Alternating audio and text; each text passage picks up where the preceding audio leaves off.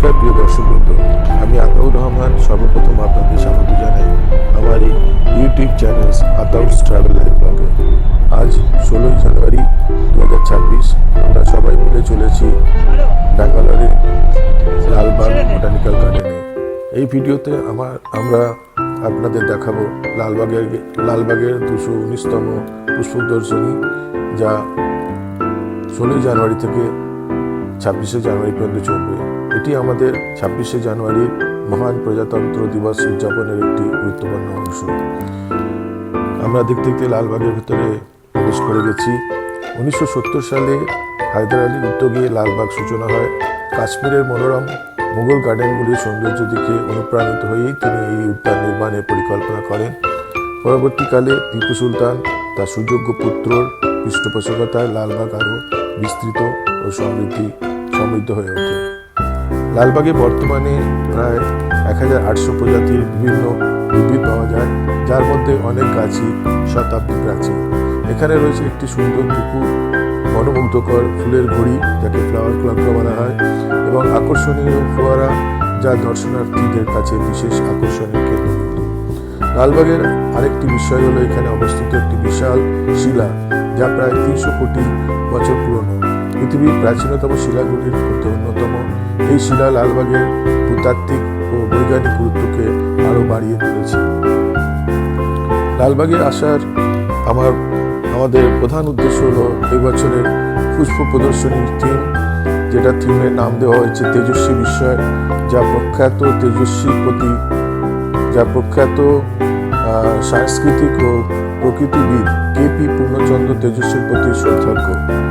এই ফুলের প্রদর্শনীতে প্রায় 29 থেকে 30 লক্ষ ফুল ব্যবহার করা হয়েছে, যা কর্ণাটক, তামিলনাড়ু, কেরালা ও দার্জিলিং থেকে সংগ্রহ করা হয়েছে। রঙিন ফুলের সমাহার, সৃজনশীল ফুলের ভাস্কর্য ও গ্লাস হাউসের অনবদ্য সাজসজ্জা সব মিলিয়ে একটি প্রাকৃতিক প্রেমীদের জন্য এক অনন্য ও স্মরণীয় অভিজ্ঞতা। তো চলুন আমরা এগিয়ে যাই। প্রাচীন গাছপালা দেখতে দেখতে, যেগুলো আগেই বললাম এগুলো প্রায় শতাব্দী প্রাচীন।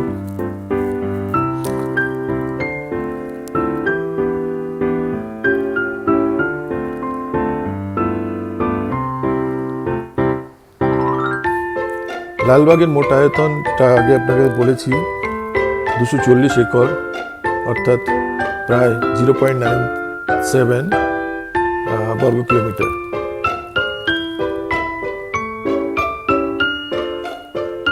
তো এই হচ্ছে সেই গ্লাস হাউস। এই গ্লাস হাউসেই প্রতি বছর জানুয়ারি মাসে এবং আগস্ট মাসে পুষ্প প্রদর্শনী হয়। এই যে দেখছেন ডাইনোসরাসের একটা স্ট্যাচু করা হয়েছে, এটা কিন্তু পুরোপুরি ফুল দিয়ে। চলুন আমরা ভেতরে প্রবেশ করি, দেখি আমাদের সামনে কি তেজস্বী বিস্ময় অপেক্ষা করছে। এই দেখুন, এইসব বিভিন্ন প্রকার ফুল, যেটা আগেই বললাম 30 থেকে 35 লক্ষ ফুলে ব্যবহার করা হয়েছে, এবং ফুলগুলি মোটামুটি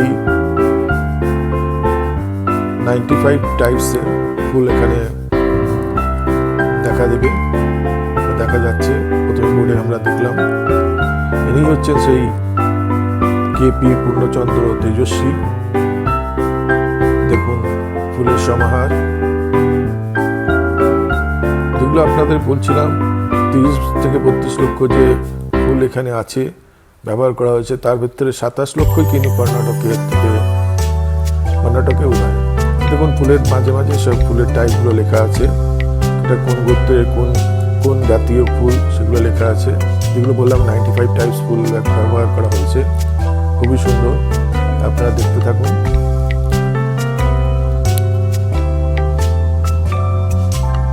এক অদ্ভুত অভিজ্ঞতা যাকে বলা হয়।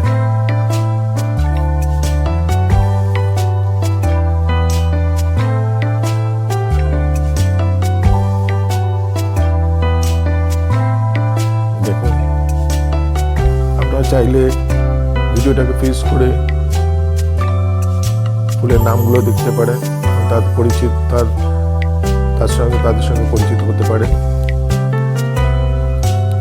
দেখুন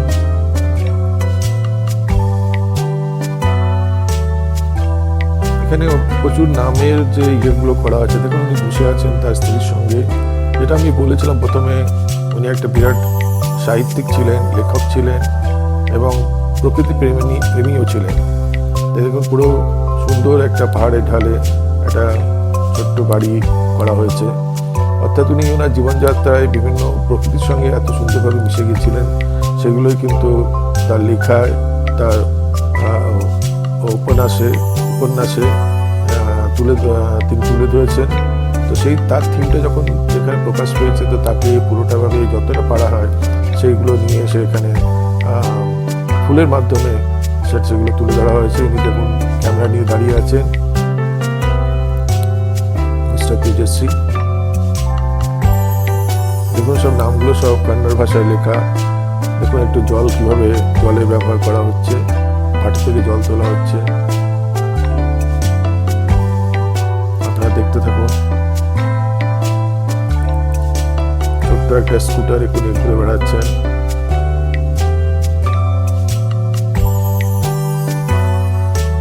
কিছু কিছু ফল কাছে মানে পিলার দিয়ে তার উপর টাঙিয়ে রাখা হয়েছে। এরকম মাছ ধরছেন। মানে প্রকৃতি, গ্রাম বাংলা এবং জঙ্গলের সঙ্গে উনি পুরোপুরি নিজেকে মিলিয়ে ফেলেছিলেন। তারই চিত্র এখানে ফুলের মাধ্যমে প্রকাশ করা হয়েছে, সাজিয়ে তোলা হয়েছে। আমি অভিভূত, আমি চারদিকটা ঘুরে দেখছি।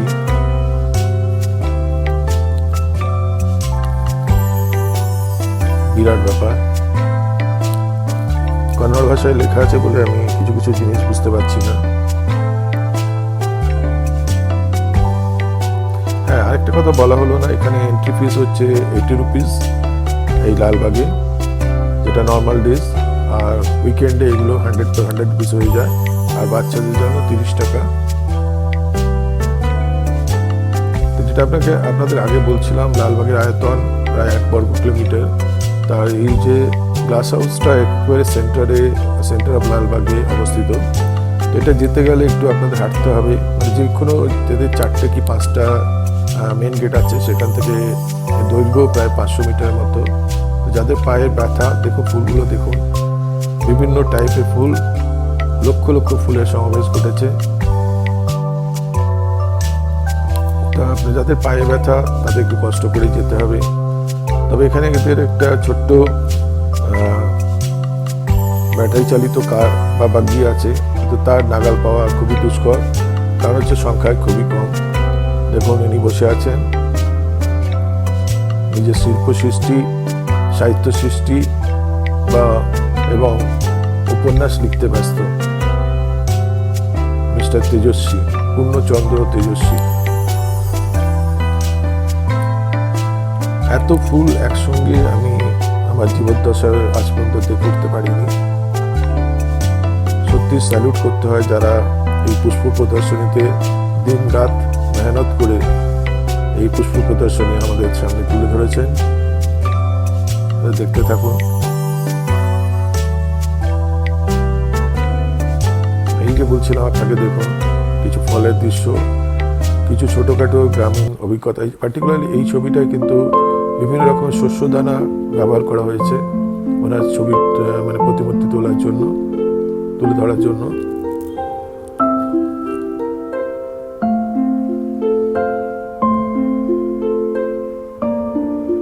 প্রচুর ফুল আমি চিনি না। এটা সূর্যমুখী, সবাই চেনেন, আমিও চিনি। 95 ভ্যারাইটি অফ ফ্লাওয়ার্স, এটা চেনা সবার পক্ষে সম্ভব না। দেখুন অদ্ভুত গ্রিন কালারের ফুল, গ্রিনের পাশে হচ্ছে ভায়োলেট,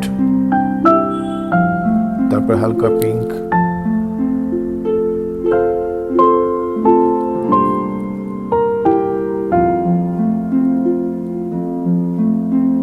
মাঝখানে রেড। দেখুন পুরো ভাষাটাই কন্নড় ভাষায় লেখা। কার প্রতিমূর্তি, কার ইনি কে, তার পরিচয় জানা দুষ্কর। এখানে দেখুন আমাদের রামকৃষ্ণ পরমহংসদেব এবং মা শারদার ছবির সামনে পূর্ণচন্দ্র তেজস্বী ধ্যান করছেন তার শিষ্যদের নিয়ে। এখানেও বাঙালিয়ানা বর্মংশদেবের যে তার খ্যাতি সারা পৃথিবীময়ী ছড়িয়ে পড়েছিল, তার একটা পরিচয় পাওয়া যাচ্ছে।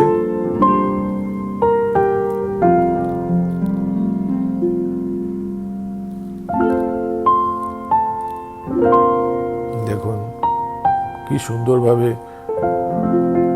ফুলগুলোকে সাজিয়ে রাখা হয়েছে। একটা ফুলের দিয়েই দেখুন একটা উড়ন্ত ড্রাগন তৈরি করা হয়েছে। ইনিকে আমি জানি না, কারণ কন্নড় ভাষায় লেখা। তো এরা ইংলিশ ভাষাও ব্যবহার করলে ভালো হতো। এই দেখুন ফুল দিয়ে পুরো বাড়ি তৈরি করা হয়েছে। বাড়ির সামনে উনি ওনার মিসেস সামনে বসে আছেন। মানে যা উনি গল্পে লিখেছেন, সাহিত্যে লিখেছেন বা তার উপন্যাসে লিখে গেছেন, এই দেখুন ইনি মিস্টার তেজস্বী, পূর্ণচন্দ্র তেজস্বী ক্যামেরা নিয়ে বেরিয়ে গেছেন। প্রকৃতি প্রেমী, সবকিছু ক্যামেরায় তুলে ধরেছিলেন।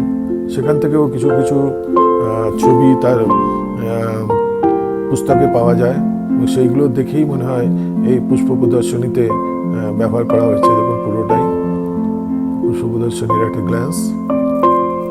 সেই জন্য তার প্রতি শ্রদ্ধা জানিয়ে এই পুষ্প প্রদর্শনীর নামও রাখা হয়েছে তেজস্বী বিস্ময়। সত্যি বিস্ময়, এই বিস্ময় সত্যি তাক লাগিয়ে দেয়, এখান থেকে মুখ ফিরিয়ে নেওয়া যায় না। আমি অভিভূত। এ দেখুন এটাও গাছপালার একটা অঙ্গ থেকে। আরেকটা বলেছিলাম এখানে লালবাগের যে ফোয়ারা আছে, দেখুন দূর থেকে আপনাদের একটু ফোয়ারাটা দেখিয়ে দিচ্ছি। এবার আমাদের বেরিয়ে যাওয়ার পালা। সরি, আমরা বেরিয়ে চলছি। এটা একটা গেট।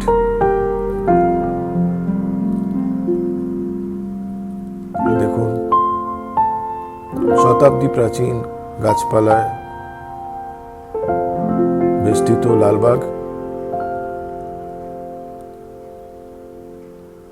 দেখুন পুরো ফুল দিয়ে তৈরি একটা